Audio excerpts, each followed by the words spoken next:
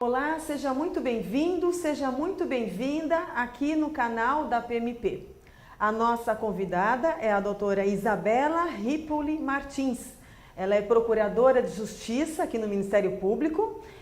Entrou no Ministério Público em 1988. Como promotora de Justiça, atuou nas áreas de família e sucessões, infância, juventude e idoso. E está aqui conosco para contar um pouco de sua experiência profissional na instituição. Doutora Isabela, muito obrigada por ter vindo aqui gravar essa entrevista conosco. Em nome da diretoria da PMP, eu já agradeço a sua participação. Eu que agradeço, Dora, agradeço a associação, a honraria de estar aqui para poder contar um pouquinho da minha história, que agora está ficando um pouco longa, são 30 anos de dedicação ao MP. Realmente a gente tem que passar isso para as pessoas que estão chegando, que gostariam de conhecer um pouquinho mais da gente. Em outubro, na verdade, a senhora vai completar 31 anos de instituição, junto com a Constituição Federal. Exatamente. Né? E eu não poderia deixar de falar sobre esse tema. Então, como é que era o Ministério Público em 88, quando a senhora entrou, e depois, hoje, 31 anos depois, como é que a senhora sente o Ministério Público? Eu tenho certeza que nós estamos num Ministério Público diferente. Eu vou me permitir até ir um pouco para trás. Eu, ainda quando estudante, foi o tempo da Lei da Ação Civil Pública, em 85. Isso foi uma grande mudança dentro da instituição. Inclusive, o MP teve uma atuação muito brilhante. Acho que foi até isso que me atraiu para o ingresso na carreira. Em 88, nós tivemos a Constituição Cidadã. Então, o próprio nome, como ela é chamada, já diz, é uma Constituição que preza pela cidadania. Nós viemos de um período muito difícil na história do país e 30 anos depois eu vejo grandes avanços nas questões que ela trouxe como primordiais: desenvolvimento da pessoa, defesa dos direitos humanos, inclusão social, luta contra a pobreza. Então eu acredito que houve muito avanço de lá para cá, na sociedade e internamente. Como toda integrante do Ministério Público, quando a senhora ingressou na carreira, foi promotora substituta e passou por algumas comarcas. Gostaria que a senhora falasse quais comarcas e alguma experiência em particular que a senhora passou nesses locais. Bom, como substituta, eu atuei na circunscrição de São Bernardo do Campo. Acabei ficando bastante tempo na capital, porque na época você poderia atuar em outra região. Acho que ainda pode, não tenho nem certeza. Foi um período bastante desafiador para mim. Eu ingressei na carreira bastante jovem, 23 anos, e isso me trazia um pouco de temor, né? Uma carreira tão bonita e com tanta responsabilidade. Eu acho que foi um período bastante significativo de amadurecimento profissional meu. Pois eu trabalhei como titular na promotoria de Peruíbe, fazia de tudo um pouco. Em sequência, eu trabalhei em Taboão da Serra, um município já circunvizinho da Grande São Paulo, na Grande São Paulo, circunvizinho da capital. Muitos problemas na área criminal, na área da infância, muitos menores em desacordo com a lei, bastante problema de violência urbana, já ali naquela região. Uma época de assalto a banco, eu acho que hoje a gente mudou um pouco essa questão, mas ocorriam assaltos a banco bastante violentos naquela região. Era uma região bastante judiada, eu diria, porque tivemos o Esquadrão da Morte na região de Itapecerica, então aquela região ela era bastante problemática. Em sequência, eu já abandonei a área criminal, que não era o meu perfil sempre foi da área civil, eu sempre senti uma atração pela área civil. Eu fui titular da promotoria de São Caetano do Sul. E, em sequência, vim para a capital, onde, a partir de então, desde 93, eu trabalhei um pouquinho na área da infância e, em sequência, sempre na área de família. Em 2015, eu fui para a Procuradoria de Justiça Civil e desde então eu continuo trabalhando na área de família, que é a minha área de paixão, é a área que eu realmente gosto, sempre me dediquei, sempre gostei de trabalhar com problemas humanos. Na nossa carreira toda, nós estamos sempre trabalhando com problemas humanos. E a gente tem que ter os olhos para isso, seja na área criminal, seja na área civil, seja na família, na infância, na área do idoso, onde também desenvolvi um projeto.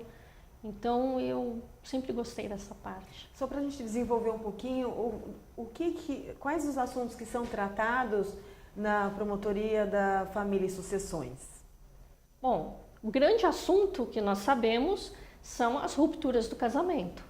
O que acontece quando um vínculo de casamento é rompido? Qual o destino dos membros de uma família cujo casal se separa? Então, são as consequências disso.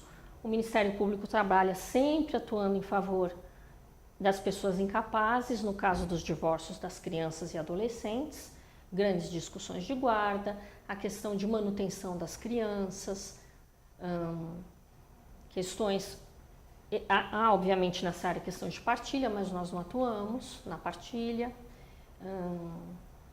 Temos as questões ligadas à incapacidade civil, as curatelas, temos as tutelas também, que são as crianças que em determinado momento da vida ficam sem representante legal, pai e mãe, e são colocadas dentro da família com outra pessoa, que é o Instituto da Tutela. Temos também todas as discussões de filiação dentro da área de família, questões bastante sensíveis, desde o reconhecimento da paternidade, da desconstituição da paternidade. Hoje nós falamos em multiparentalidade, em paternidade socioafetiva, são inúmeras questões que são discutidas nessa área.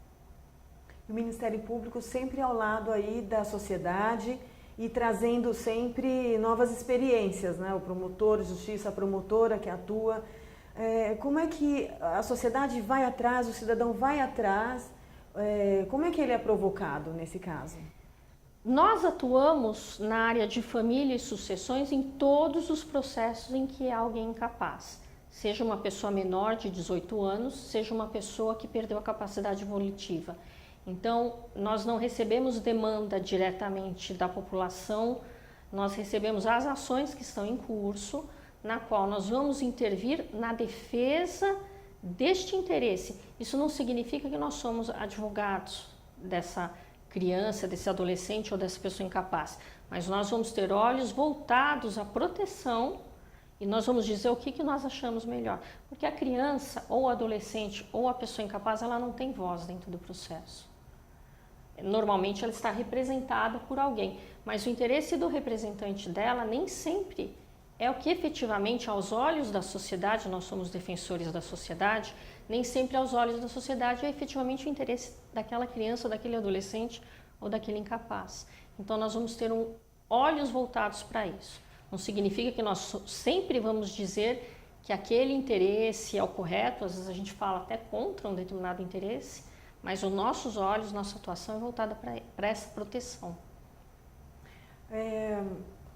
Com relação às leis, a senhora sente que há necessidade de alguma alteração? Recentemente teve o Código de Processo Civil, né? Como é que é trabalhar com as leis que já estão em vigor? Há uma necessidade de alteração? Tem alguma dificuldade ali no dia a dia? Em relação às leis, eu acredito que elas são suficientes. A interpretação das leis aqui são volúveis, né? Eu acho que o direito de família hoje, considerando 30 anos atrás e agora, sofreu uma modificação imensa. Talvez uma pessoa que tenha atuado 30 anos atrás e atue agora vai ter um pouco de dificuldade. Vários institutos entraram nesse meio do caminho, houve a modificação do divórcio, nós estávamos vivendo num tempo em que os casamentos eram indissolúveis, em que os casamentos eram únicos, em que união estável era uma socialmente não reconhecida. Hoje nós sofremos uma mudança, uma guinada de 180 graus. Hoje novas leis surgiram, o divórcio mudou, não se precisa discutir culpa, nós discutíamos muita culpa dentro de um processo de família, e agora olhando para trás a gente pensa, nossa, por que eu preciso saber por que um casal se separou? Um casal se separa porque não está bem junto. Mas havia essa discussão, havia necessidade de prova, eu acho que havia uma influência, na lei do divórcio de 77, houve uma influência muito grande de grupos religiosos, então isso trazia muito temor do que seria o divórcio. E hoje não temos mais discussão de culpa, é um avanço tremendo. Ninguém tem que discutir culpa e ninguém tem que ficar junto se não quer. O que nós discutimos hoje são responsabilidades. Nesse meio tempo também surgiu a questão da guarda compartilhada, que é mais recente, mas hoje a guarda compartilhada é regra, mas é um instituto que ainda é muito discutido nos tribunais, quando que efetivamente interessa, quando não interessa, se efetivamente é a regra número 1 ou se a Constituição prevalece. Então, assim, eu acho que a Constituição Federal é um instrumento importante, por isso que eu não vejo, assim, uma necessidade, às vezes, de mudar a lei. A gente muda o jeito que nós vamos analisar a questão. Porque o direito de família é um direito vivo, ele é um direito ligado à sociedade, é ligado aos fatos, é ligado como a sociedade vê as pessoas que estão inseridas nela, como que ela vê as uniões, como ela vê as desuniões. Nesse longo tempo também houve uma mudança muito grande em relação à filiação.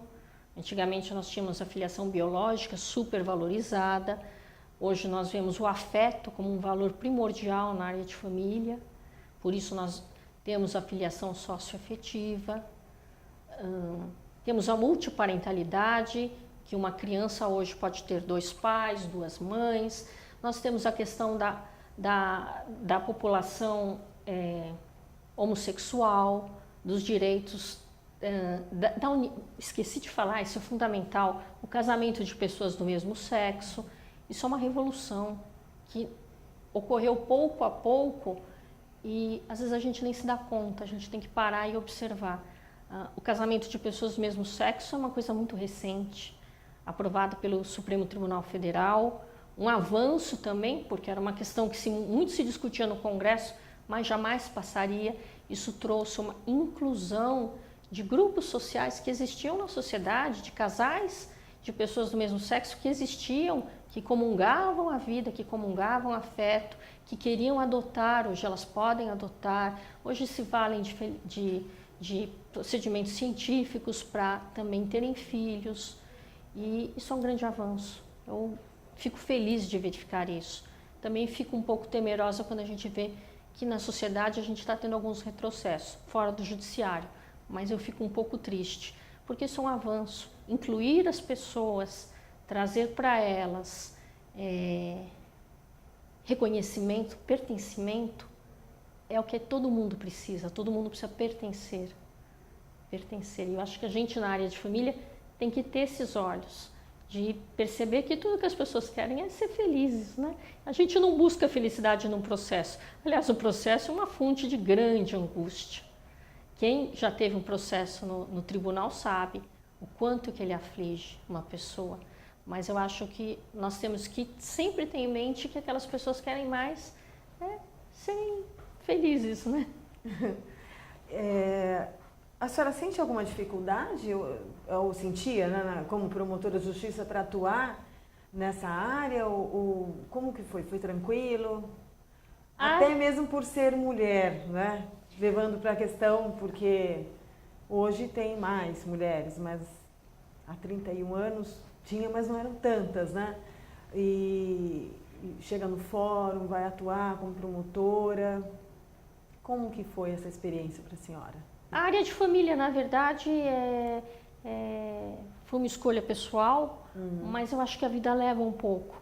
Eu, quando ainda era estudante, eu trabalhei bastante na atual Defensoria Pública e em muito atendimento ao público e com primazia nessa área. Eu também me senti eu era muito atraída pela área de direito público. Então, eu cheguei numa bifurcação, eu não sabia se eu ia para a área de direito público ou se ia para a área de família. Mas a vida me empurrou e eu acabei elegendo esta área. Não acho que é uma área de mulheres, eu acho que é uma área de pessoas. Tem uma concentração maior de mulheres, mas é uma área de pessoas. Eu até comentava agora há pouco que quando eu trabalhei com homens e mulheres, eu acho até que o trabalho ficou mais equilibrado. As pessoas têm olhos diferentes. Cada um tem um olho para determinada situação e uma interpretação diferente. Mas acho que foi uma área assim de paixão mesmo. Não é uma área fácil. Tem hora que é muito difícil também. Tem processos, eu acho que os mais difíceis que existem são aqueles que a gente discute se houve abuso sexual dentro de uma família. São verdadeiras caixas pretas que a gente abre, porque a família é o espaço privado. E quando envolve uma criança é muito aflitivo. A gente ter uma mãe ou um pai que está sendo acusado de abuso sexual e a gente tem uma caixa preta, porque a gente não sabe efetivamente quem carrega a verdade. A justiça nem sempre descobre isso. E aí a gente tem que escolher um caminho. É complicado, né? Bem complicado. A gente estava conversando sobre o papel da mulher na instituição, né? E aí a senhora estava me falando que, por opção, nunca quis ocupar nenhum cargo na administração, né? Como que é essa relação da senhora com essa questão de espaço da mulher no Ministério Público? Particularmente, quando eu ingressei na carreira, eu não tinha olhos para isso. Eu ingressei, me senti muito feliz e fui adiante. Na época, a minha preocupação não era de gênero, era um pouco ligado à minha idade, o grau de responsabilidade. Eu nunca me ative a questão de gênero. Até quando eu fui uma vez perguntada, eu falei, não, eu nunca sofri nenhum tipo de restrição e nunca senti mesmo. Eu acho que nós, como estamos num cargo público, nós somos privilegiadas em muitos aspectos. Nós não temos diferença salarial, que é a grande grita na sociedade. Mas hoje eu tenho uma interpretação um pouco divergente. Eu acho que a nossa instituição, ela, em alguns gargalos, ainda nós temos que lutar um pouquinho pelos direitos das mulheres. Eu acho que a gente tem que trazer uma diversidade nas esferas superiores. Acho que nós estamos chegando. A Corregedora Geral foi um grande evento, além de ser uma pessoa muito competente. Mas nós ainda estamos chegando. E é interessante eu te contar, Dora, que eu trouxe a minha filha, que é psicóloga, num evento da instituição, e ela ficou um pouco abismada que toda a mesa deste evento, era minha posse de procuradora, toda a mesa era de homens. Não eram membros da instituição, eram diversos representantes do Tribunal de Justiça, OAB, todos os lugares. A única mulher que tinha presente era uma defensora pública. E isso, para ela, como psicóloga, chamou muita atenção. Uma coisa que eu nunca me percebi. Eu tentei explicar até para ela que não eram representantes todos do MP, eram pessoas de fora. Mas isso é um reflexo, né? Nós estamos avançando. Os primeiros concursos em que as mulheres entraram em maior número foi em 86. Então, hoje, nós estamos nos igualando nos órgãos superiores. Tanto no MP quanto no judiciário, ainda nós somos minoria nos órgãos superiores. Porque isto foi um avanço da sociedade, não foi do MP, foi da sociedade. As mulheres saíram para a luta há muito pouco tempo. Né? O que são 30 anos? É muito pouco tempo, 40 anos. Né? Nós deixamos as funções só de dona de casa, de tudo isso há muito pouco tempo. Eu, graças a Deus, embora a minha família tenha algum viés machista, todas as famílias têm, eu sempre fui empurrada para ser ativa profissionalmente. Mas isso é uma mudança nova. Se a gente olhar bem, ainda agora acho que não tem mais volta. Né? As mulheres têm que trabalhar, estão no mercado de trabalho. E o MP é reflexo disso. A gente está atingindo a maior equiparação numérica, mas pouco a pouco. O MP ainda tem que lutar um pouquinho. Falta diversidade, mas não é um problema do MP, é um problema social. Tem muita discussão social atrás disso. Nós somos um reflexo da sociedade. A gente está falando de MP, o MP hoje, depois desses 30 anos, né, com essas conquistas, consolidação. Como é que a senhora vê o papel do Ministério Público hoje na atuação ao lado da sociedade? Eu acho que a nossa atuação é maravilhosa. E eu falei da ação civil pública lá atrás, e isso que trouxe uma atuação muito forte na sociedade, porque a população comum ela verifica a questão da corrupção, a questão dos direitos difusos e coletivos, o meio ambiente, a defesa do consumidor e tantos outros direitos, ela vê sempre um promotor ali. Então eu acho que hoje nós ganhamos uma visibilidade e um patrimônio de reconhecimento social imenso, que nós temos que manter. Óbvio, a PEC 37 Isso. foi maravilhosa porque ela foi rejeitada por conta de um movimento popular que reconheceu a importância do MP na mudança do Brasil. Então eu acho maravilhoso, e acho maravilhoso em outros aspectos também. A sociedade hoje reconhece o promotor por N intervenções que a gente faz, que são pequenas ou são grandes. Tem a promotoria do idoso também, a gente não vai num shopping se não vê uma vaga demarcada. Isso é um trabalho do Ministério Público, mas não é só esse, são várias coisas. Acessibilidade. Acessibilidade. Eu até, enquanto você me perguntava isso, eu me lembro que quando eu entrei no Ministério Público e falei para uma pessoa muito simples que eu era promotora, a primeira coisa que ela respondeu é: não me prenda. Porque a população mais humilde, principalmente lá atrás, ela identificava o promotor como um acusador. O promotor ainda é um acusador, é uma função importante, dar segurança pública para as pessoas e repressão criminal é importantíssimo, mas hoje nós somos muita coisa ao mesmo tempo. Nós somos a promotoria de portas abertas, em que a população mais simples que entra num fórum, a que está mais perdida, a que está mais doente, a que ninguém sabe o que fazer, ela é encaminhada para a sala do promotor de justiça. Doutor, pode orientar essa pessoa aqui? Então, assim, qualquer pessoa que entra num fórum sabe disso, que a promotoria tem portas abertas. O atendimento ao público é fundamental nas cidades pequenas e na cidade grande, em que o cidadão não se sente tão perdido. Isso é um trabalho de formiga, mas é um trabalho que lá no bairro, porque vai ter um reflexo. Obviamente que uma pessoa com mais recursos, ela vai procurar um advogado. Mas e o cidadão que não sabe para quem correr, que tem um problema de saúde pública, que não teve acesso a algum direito, ele vai procurar a porta da promotoria, que é uma porta aberta e gratuita. E isso é fundamental, o atendimento ao público. E todos esses outros aspectos, questões macro e questões micro também. Orientação, acolhimento, uma palavra bacana, né, para a gente falar dentro do MP, acolhimento mesmo, das demandas sociais, sejam elas grandes, sejam elas pequenas. A gente nunca pode perder isso de vista. O quanto uma pessoa pode estar aflita. Uma pessoa que procura uma promotoria, ela pode estar muito aflita. O problema pode ser pequeno para nós, para ela é enorme. Está mudando a vida dela, está mudando o sono dela. E a gente às vezes tem uma solução simples e às vezes a gente nem tem, mas a gente escuta. E a gente orienta e a gente encaminha. Eu acho isso fundamental. Esse caso que aconteceu recentemente na escola, na verdade há 2 dias, né, da escola em Suzano, a senhora que participou da implementação da promotoria de difusos e coletivos, que também tem a área de educação, né? Isso também é uma questão de educação, né? De políticas públicas. Políticas públicas. Para chegar uma tragédia. É uma tragédia. É uma tragédia que tem várias vertentes. A questão da educação, o papel da escola na comunidade, como que a escola pode se proteger da violência interna, do bullying, como pode se proteger da violência urbana. É uma discussão que não vai acabar nunca.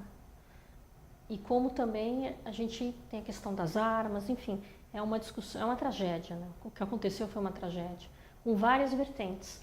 Questão educacional, a escola tem portas abertas, tem portas fechadas, como funciona a segurança da escola, como funciona o acesso da comunidade na escola.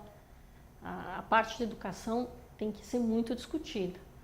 Obviamente o educador ele acolhe, né? Ele quer acolher a comunidade, aquela escola pública tem um papel. E infelizmente alvo de uma violência que está no mundo. Esses atentados eles estão acontecendo em vários locais, não é só no Brasil. É uma tragédia. Muito bem, estamos caminhando para o final da nossa entrevista e nós estamos aqui na PMP, nessa entrevista, que é uma série de entrevistas com resgate aí da experiência, né, de cada associado na sua promotoria, que como a senhora falou, a importância da sociedade, do atendimento à população e com essa entrevista também a gente dá visibilidade para o trabalho do promotor. Né? A pessoa que estiver assistindo, ela fala, puxa, é dessa maneira que ela atua, é assim que ela trabalha. Então eu gostaria que a senhora falasse um pouquinho do papel da PMP em trazer esse tema aqui para a nossa entrevista. O papel da PMP é muito importante.